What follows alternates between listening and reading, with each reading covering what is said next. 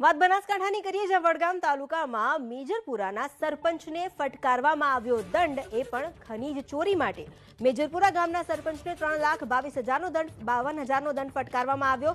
ગોચરમાંથી ગેરકાયદે ખનીજ ખનન કરતા દંડ ફટકારાયો છે। વડગામ ટીડીઓ અને ખાણ ખનીજ વિભાગની તપાસમાં 1,430 ટન ખનીજ ચોરી ઝડપાઈ।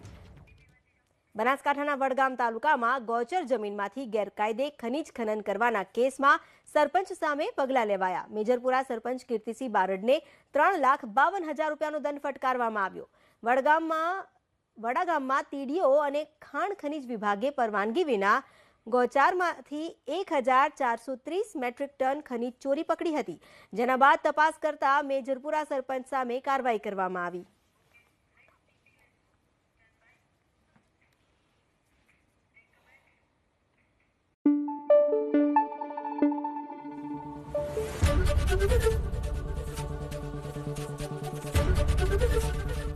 एबीपी अस्मिता, गुजरातनी अस्मिता।